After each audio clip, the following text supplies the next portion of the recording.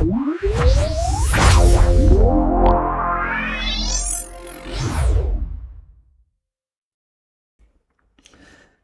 Everyone, welcome to the boring school.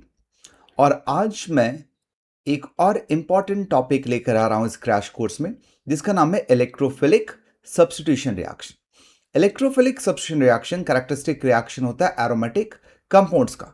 तो मेरे पास बेंजीन हो, फिनॉल हो, एनिलीन हो, बेंजोइक एसिड हो, बेंजिल डिहाइड, कोई भी बेंजीन के डेरिवेटिव्स होंगे, तो वहां पर जो रिएक्शन मुझे देखने को मिलता है वो होता है इलेक्ट्रोफिलिक सब्स्टिट्यूशन रिएक्शन। तो चलिए let's unlock the mystery behind the chemistry of electrophilic substitution reaction.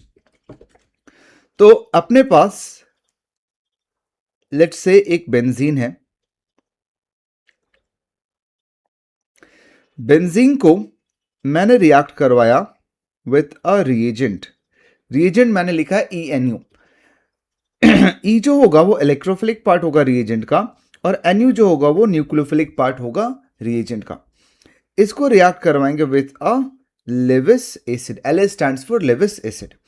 तो ये कन्वर्ट किस में हो जाएगा? ये कन्वर्ट हो जाएगा इस कंपाउंड में, बेंजीन जिस पर E अटैच्ड है, और साथ में NU और LA साथ में NU जो है वो H के साथ बॉन्ड फॉर्म करेगा और LA मुझे वापस बाहर मिल जाता है। तो चलिए इस रिएक्शन की मैकेनिज्म को समझते हैं। Let's understand the mechanism of this reaction. तो स्टेप 1 जो होता है इस रिएक्शन में, स्टेप 1 वो होता है जनरेशन ऑफ इलेक्ट्रोफाइल। स्टेप 1 जो होगा वो होता है generation of electrophile. So generation of electrophile में क्या होगा? मेरे पास ENU जो रिएजेंट है वो रिएक्ट करेगा लेविस एसिड के साथ। अब रिएक्ट कैसे करता है? तो NU जो होता है वो अपना लोन पेयर लेविस एसिड को डोनेट करता है। तो जो कंपाउंड बनेगा वो कुछ इस तरह का बनेगा। LA पे नेगेटिव चार्ज आ जाएगा, NU पे पॉजिटिव चार्ज आ जाएगा, और उसके बाद ये ENU बॉन्ड ब्रेक हो जाता है और ये कन्वर्ट हो जाता है E positive plus NuLA with negative charge on it. तो ये मेरा इलेक्ट्रोफाइल यहां से जनरेट हो गया। ये जो है ये क्या है मेरा? ये मेरा इलेक्ट्रोफाइल है जो यहां पर जनरेट हुआ है। उसके बाद स्टेप 2 होता है attack of electrophile on benzene. Step 2 क्या होगा? Attack of electrophile on benzene. तो ये इलेक्ट्रोफाइल बेंजीन पे क्यों अटैक कर रहा है? तो मुझे पता है benzene is electron rich species. Benzene में इलेक्ट्रॉन डेंसिटी बहुत ज़्यादा है, जिस वजह से इलेक्ट्रोफाइल जो होगा वो बेंजीन के साथ रिएक्ट करेगा। तो आई कैन से दैट ये पाई इलेक्ट्रॉन इस पर अटैक करेगा, तो ये कन्वर्ट किस में हो जाएगा? ये कन्वर्ट हो जाएगा कुछ इस तरह के इंटरमीडिएट में। इलेक्ट्रोफाइल यहाँ लग गया, इस कार्बन पर positive charge, bond and bond. ये मेरा इंटरमीडिएट यहाँ पर बनता है। अब ये जो इंटरमीडिएट है, ये जो कॉम्प्लेक्स बना, that is stabilised by resonance. तो मैं ये बोल सकता हूँ यहाँ पर क्या होगा? रेजोनेंस होगा। रेजोनेंस की वजह से ये पाई इलेक्ट्रॉन यहाँ पे अगर शिफ्ट होता है तो ये कन्वर्ट हो जाएगा इसमें positive charge, double bond and double bond. After this अब और रेजोनेंस पॉसिबल है, तो इसके बाद क्या होगा? ये पाई इलेक्ट्रॉन यहाँ पर शिफ्ट हो सकता है, तो ये कन्वर्ट हो जाएगा इस स्ट्रक्चर में, positive charge, bond and bond. तो ये मेरा इंटरमीडिएट हो गया, जिसको हम सिग्मा कॉम्प्लेक्स बोलते हैं। इसके बाद जो ये इंटरमीडिएट है वो स्टेप 3 में आएगा, जहां हम बोलते हैं regeneration of aromatic character. Regeneration of aromatic character. अब इसमें क्या होगा? इसमें जो NU माइनस मेरा था, NuLm माइनस जो मेरा फॉर्म हुआ था, वो क्या करता है? वो एक हाइड्रोजन को यहां से निकालता है। तो मेरे पास क्या था? NuLa with minus charge, right. So ये NU क्या करेगा? इस H प्लस को यहाँ से निकालेगा और ये इलेक्ट्रॉन यहाँ पर शिफ्ट हो जाएगा। तो ये कन्वर्ट किस में हो जाएगा, ये कन्वर्ट हो जाएगा इस कंपाउंड में। ये बन गया मेरा फाइनल प्रोडक्ट। H और Nu कंपाउंड फॉर्म कर लेगा और Ln मेरा वापस रीजनरेट हो जाएगा। तो इस रिएक्शन को क्या बोलते हैं, this reaction is known as electrophilic substitution reaction. अब कुछ एग्जांपल्स देखते हैं इसके। Examples, let's see some examples of this.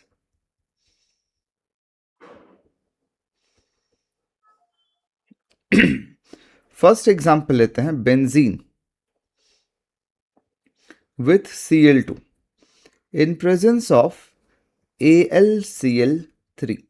तो ये मेरा Cl2 जो है ये मेरा रिएजेंट हो गया ENU फॉर्म में, Cl single bond Cl। AlCl3 क्या हो गया, ये मेरा लेविस एसिड हो गया। लेविस एसिड का क्या फंक्शन अपन ने देखा, so function of Lewis acid is to generate electrophile. Lewis acid is used to generate electrophile. तो यहाँ पे मुझे इलेक्ट्रोफाइल क्या मिलेगा, तो यहाँ पर मुझे इलेक्ट्रोफाइल Cl प्लस मिल जाएगा और इस Cl प्लस को हम बेंजीन पर लगा देंगे। तो एक प्रोडक्ट मेरा हो जाएगा क्लोरोबेंजीन, दूसरा HCl फॉर्म हो जाएगा और तीसरा लेविस एसिड मुझे वापस यहाँ पर मिल जाता है। ये फर्स्ट रिएक्शन हो गया। This is known as halogenation of benzene. Second, मान लो मेरे पास बेंजीन है और benzene is treated with HNO3 plus H2SO4। तो यहाँ पे मुझे क्या बनेगा, we are using concentrated HNO3 and H2SO4। तो यहाँ पे मुझे मिलता है नाइट्रोबेंजीन। अब ये जो होगा वो मेरा नाइट्रेटिंग मिक्सचर बोलते हैं इसको। This is known as nitrating mixture. अब इसमें इंपॉर्टेंट पॉइंट ये है कि जो इलेक्ट्रोफाइल होता है वो क्या होता है, वो मेरा NO2 पॉजिटिव होता है। नेक्स्ट इंपॉर्टेंट पॉइंट यहाँ पर ये आता है, नेक्स्ट इंपॉर्टेंट पॉइंट यहाँ पर ये आता है कि HNO3 जो है वो मेरा बेस की तरह बिहेव करता है और H2SO4 जो मैंने लिया था वो मेरा एसिड की तरह बिहेव करता है। सो इसको हम बोलते हैं nitration of benzene. Third one reaction में लेता हूं बेंजीन with H2S2O7। H2S2O7 को हम बोलते हैं oleum. Oleum is nothing but SO3 in H2SO4। SO3 in H2SO4। यहाँ पर जो मुझे इंटरमीडिएट मिलता है, सॉरी यहाँ पे जो मुझे प्रोडक्ट मिलता है वो होता है बेंजीन सल्फोनिक एसिड SO3H। यहाँ पे प्रोडक्ट होगा SO3H। इसमें इंपॉर्टेंट आपसे पूछता है कि what is the electrophile in this reaction. तो जो मेरा इलेक्ट्रोफाइल होता है वो होता है SO3 इन दिस। अच्छा, एक और इंपॉर्टेंट पॉइंट इस रिएक्शन क्या है कि it shows kinetic isotopic effect. It shows kinetic isotopic effect. Same way अगर मैं लेता हूं बेंजीन, बेंजीन को मैं रिएक्ट कराता हूं RX के साथ, alkyl halide, in presence of anhydrous AlCl3। In presence of anhydrous AlCl3। सो ये भी मेरा किस फॉर्म में है, ये भी मेरा ENU फॉर्म में आ गया और यहां से इलेक्ट्रोफाइल मेरा क्या मिलेगा, इलेक्ट्रोफाइल मुझे मिलेगा R पॉजिटिव और इस R पॉजिटिव को बेंजीन पे हम लगा देंगे। तो ये मेरा फाइनल प्रोडक्ट हो गया। यहाँ this reaction is known as Friedel Crafts alkylation reaction. This is known as Friedel Crafts alkylation reaction. यहाँ आप ये ध्यान रखना कि classical carbocation is formed. Classical carbocation is formed और जब भी क्लासिकल कार्बोकैटायन का फॉर्मेशन होता है there is possibility of rearrangement. मैं बोल सकता हूं रीअरेंजमेंट इज पॉसिबल। यहां पर रीअरेंजमेंट जो होगा वो पॉसिबल होगा। तो इस रिएक्शन को फ्रिडल क्राफ्ट एल्काइलेशन रिएक्शन बोलते हैं। सेम एक और देखते हैं, मेरे पास मान लो बेंजीन है और benzene is treated with RC double bond OX। Same reagent in presence of anhydrous AlCl3। तो यहाँ से मुझे इलेक्ट्रोफाइल क्या मिलेगा, यहाँ से मुझे इलेक्ट्रोफाइल मिल जाएगा RC double bond O positive, और ये इलेक्ट्रोफाइल को आपको बस बेंजीन पर लगा देना है। इस इलेक्ट्रोफाइल को आपको बेंजीन पर लगा देना है और इस तरह से मेरा कंपाउंड फॉर्म हो जाता है। This reaction is known as Friedel Crafts acylation reaction. This reaction is known as Friedel Crafts acylation reaction. ठीक ना, तो ये मेरा हो गया Friedel Crafts alkylation and Friedel Crafts acylation reaction. ये कुछ इंपॉर्टेंट रिएक्शंस हैं जो एग्जाम में अक्सर पूछते हैं। इसके बाद मान लो मेरे पास बेंजीन है, उसके साथ साथ एक कंपाउंड है बेंजीन का जिसमें G ग्रुप अटैच्ड है, और ये G जो है वो इलेक्ट्रॉन विथड्रॉइंग ग्रुप है। और थर्ड मेरा एक और कंपाउंड है बेंजीन का जिसमें G ग्रुप अटैच्ड है और ये इलेक्ट्रॉन डोनेटिंग ग्रुप है। अब अगर मेरे पास इलेक्ट्रोफाइल है तो इलेक्ट्रोफाइल किस बेंजीन पे अटैक करना प्रेफर करेगा, मुझे इस बात को चेक करना है। तो मुझे पता है कि इलेक्ट्रोफाइल खुद कैसा है, इलेक्ट्रॉन डिफिशिएंट। अगर वो डिफिशिएंट है तो वो खोजेगा इलेक्ट्रॉन रिच स्पीशीज। अब मैं तीनों बेंजीन में कंपेयर करूं तो ये वाला बेंजीन जो होगा this will be electron rich. ज्यादा इलेक्ट्रॉन रिच क्यों होगा, बिकॉज ये जो ग्रुप अटैच्ड है वो इलेक्ट्रॉन डोनेट कर रहा है किसको, बेंजीन को, जिस वजह से बेंजीन पर इलेक्ट्रॉन डेंसिटी इंक्रीज हो जाएगी। That is why electrophile will first attack on this benzene. उसके बाद अटैक कहाँ करेगा, इस बेंजीन पे, और लास्ट में अटैक करेगा इस बेंजीन पे, बिकॉज ये जो ग्रुप अटैच्ड है वो इलेक्ट्रॉन विथड्रॉइंग ग्रुप है। इलेक्ट्रॉन विथड्रॉइंग ग्रुप मतलब वो इलेक्ट्रॉन डेंसिटी बेंजीन से कम कर रहा है, और बेंजीन पे इलेक्ट्रॉन डेंसिटी कम हो गया, इस केस में इलेक्ट्रोफाइल की टेंडेंसी रिलेटिवली कम हो जाएगी बेंजीन पे अटैक करने की। जैसे क्वेश्चन इसमें हम देख सकते हैं, question can be arrange in order of reactivity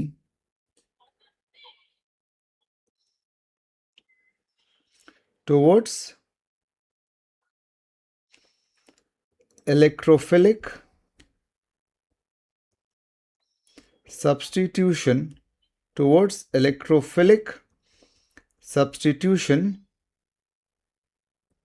reaction।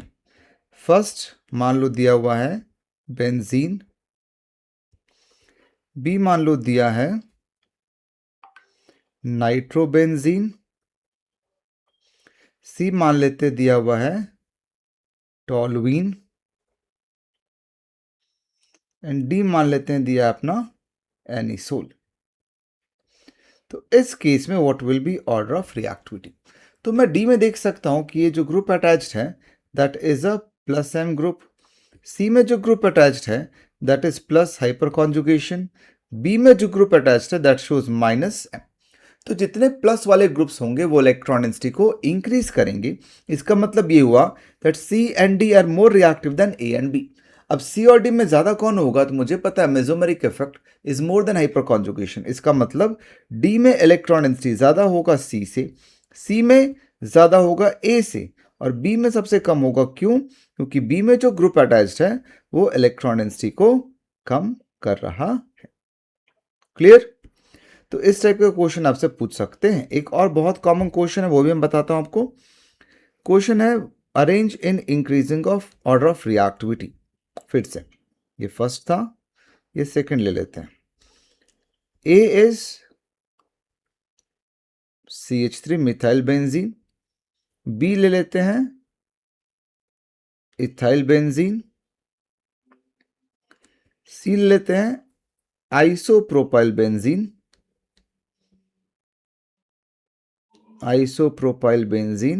And D ले लेते हैं टर्शरी ब्यूटाइल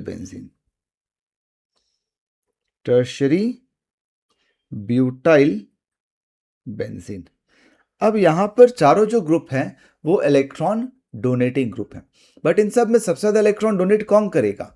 तो अक्सर लोग कंफ्यूज इसमें हो जाते हैं कि ज्यादा कार्बन एटम है तो ज्यादा डोनेशन होना चाहिए। वो बात सही है, बट वो डोनेट करेगा बाय इंडक्टिव इफेक्ट। अपने को यहाँ पे चेक क्या करना होगा, हाइपर कॉन्जुगेशन, और हाइपर कॉन्जुगेशन में सबसे ज़्यादा हो जाएगा कौन, मिथाइल, क्योंकि यहाँ पे 3 अल्फा हाइड्रोजन्स आर देयर। उसके बाद आ जाएगा इथाइल, क्योंकि यहाँ पे 2 अल्फा हाइड्रोजन है। उसके बाद आ जाएगा आइसोप्रोपाइल, क्योंकि यहाँ 1 अल्फा हाइड्रोजन है। और लास्ट में tertiary butyl, because it does not have any alpha hydrogen. So उस बेसिस पे ऑर्डर क्या हो जाएगा, A is more than B, more than C, more than D. तो इस टाइप के क्वेश्चन भी आप एक्सपेक्ट कर सकते हैं एग्जाम में कि तुमसे पूछ ले what is the order of reactivity towards electrophilic substitution reaction. अब सेम वे आप रिएक्शन लिख सकते हैं फॉर फिनॉल, आप रिएक्शन लिख सकते हैं for aniline, for benzaldehyde, for benzoic acid and so on. मैं आपको फिनॉल के कुछ रिएक्शंस लिख के बताता हूं। सेम पैटर्न में आप रिवाइज कर सकते हैं for aniline, benzaldehyde and benzoic acid. अब देखो, सबसे पहले लेट्स से मेरे पास बेंजीन है। बेंजीन में कोई जी ग्रुप लगा है जो कि इलेक्ट्रॉन डोनेटिंग ग्रुप है। तो इलेक्ट्रॉन डोनेटिंग ग्रुप क्या करेगा, it will increase electron density at ortho and para position, increase electron density at ortho and para position. तो अब इलेक्ट्रॉन डेंसिटी ऑर्थो और पैरा पोजीशन पे इंक्रीज हो गया, तो इलेक्ट्रोफाइल मेरा अटैक कहाँ कर सकता है, it can attack eight ortho and para position. मान लो कोई ग्रुप जी है जो कि इलेक्ट्रॉन विड्रॉइंग ग्रुप है, G is what, electron withdrawing group. तो वो क्या करेगा, it decreases electron density from ortho and para position. अब ऑर्थो और पैरा पोजीशन पर इलेक्ट्रॉन डेंसिटी कम हो रहा है, तो मैं बोल सकता हूँ रिलेटिवली इलेक्ट्रॉन डेंसिटी ज़्यादा कहाँ होगा, मेटा पोजीशन पे ज़्यादा। क्यों मुझे चेक करना है, क्योंकि इलेक्ट्रोफाइल जो है वो अटैक वहीं करेगा जहाँ पर इलेक्ट्रॉन डेंसिटी थोड़ा सा ज़्यादा होगा। So that's why we are checking the place at which electron density is more. It means अगर इलेक्ट्रॉन डोनेटिंग ग्रुप है तो इलेक्ट्रोफाइल ऑर्थो और पैरा पोजीशन पे अटैक करता है, अगर इलेक्ट्रॉन विड्रॉइंग ग्रुप है तो इलेक्ट्रोफाइल मेटा पोजीशन पर अटैक करता है। So we can write electrophile in the previous case, electrophile in previous case attacks at ortho and para position, and यहां मैं लिख सकता हूं electrophile attacks at meta position. जैसे फॉर एग्जांपल मैं लेता हूं फिनॉल। अब फिनॉल को जब मैं ब्रोमिनेशन करता हूं in presence of carbon disulphide CH2, तो मुझे यहाँ पे दो प्रोडक्ट मिलेगा। एक मेरा मिलता है ortho substituted phenol and second मेरा मिलता है para substituted phenol, ortho substituted and para substituted phenol. यहाँ पे मेजर कौन सा होगा, तो पैरा सब्स्टिट्यूटेड फिनॉल जो होता है वो मेरा मेजर प्रोडक्ट होता है। सेम ब्रोमिनेशन मैं करा सकता हूँ in water, same bromination we can do in water, and water में ऐड करने से क्या होगा, ट्राई सब्स्टिट्यूटेड प्रोडक्ट मुझे मिलता है। मतलब Br ऑर्थो पे भी आ जाएगा, दोनों ऑर्थो पे, और पैरा पोजीशन पे भी आ जाएगा। This is known as 2,4,6 tribromophenol. Same हम फिनॉल का नाइट्रेशन भी कर सकते हैं। सेम फिनॉल का हम नाइट्रेशन करते हैं in presence of HNO3 and H2SO4। HNO3 plus, sorry my mistake, phenol मुझे लेना है, तो फिनॉल एंड नाइट्रेशन करते हैं। तो नाइट्रेशन करने से मुझे अगेन दो प्रोडक्ट मिलेगा, one will be ortho substituted phenol and second will be para substituted phenol. ये जो HNO3 H2SO4 यहाँ पे ले रहे हैं ये मेरा डाइल्यूट है, ठीक है, तो इसलिए मोनो सब्स्टिट्यूटेड प्रोडक्ट मिलता है। मेजर प्रोडक्ट जो होता है वो यहाँ पे ऑर्थो नाइट्रोफिनॉल होगा, because there is possibility of formation of hydrogen bond over here. Next, अगर मैं कंसंट्रेटेड ले लेता हूं HNO3, कंसंट्रेटेड HNO3, तो उस केस में दो प्रोडक्ट हो जाएगा। एक मेरा ऑक्सीडाइज प्रोडक्ट होता है जो कि इंपॉर्टेंट नहीं है, जो सेकेंड प्रोडक्ट बनता है वो मेरा इंपॉर्टेंट है, और वो है 2,4,6 ट्राइनाइट्रोफिनॉल। वो क्या है? That is 2,4,6 trinitrophenol. This compound is also known as picric acid. तो इस तरह से हम इलेक्ट्रोफिलिक सब्स्टिट्यूशन रिएक्शन बेंजीन का या दूसरे एरोमेटिक कंपाउंड्स का लिख सकते हैं। ये अगर इलेक्ट्रॉन विड्रॉइंग ग्रुप जैसे बेंजल्डिहाइड है तो वहां पे ग्रुप्स अटैच कहां पर होंगे? तो ग्रुप्स अटैच होंगे मेटा पोजीशन पे। और वही अगर इलेक्ट्रॉन डोनेटिंग ग्रुप अटैच्ड है बेंजीन पे तो जो ग्रुप्स है या इलेक्ट्रोफाइल है वो मेरा अटैक करेगा at ortho and para position. So I hope basics of electrophilic substitution reaction आपको समझ आ गया होगा। आप इस पे क्वेश्चंस कीजिए, because without questions it is not possible कि आपको टॉपिक की प्रॉपर क्लैरिटी आए। तो आप क्वेश्चंस कीजिए। क्वेश्चंस अगर आपसे नहीं होते हैं then you please comment in the comment section, ताकि मैं आपको उस क्वेश्चन का प्रॉपर सॉल्यूशन बनाकर दे सकूं। बाकी अगर वीडियो अच्छे समझ आ गया हो तो लाइक करो वीडियो को। अगर और ऐसे वीडियोस चाहिए तो सब्सक्राइब कर लो चैनल को, because I will be uploading remaining videos very soon. और आपको नोटिफिकेशन मिल जाए उस वीडियोस का तो उसके लिए आपको बेल आइकन को प्रेस करना पड़ेगा। So that's it for the day. Will meet in the next session.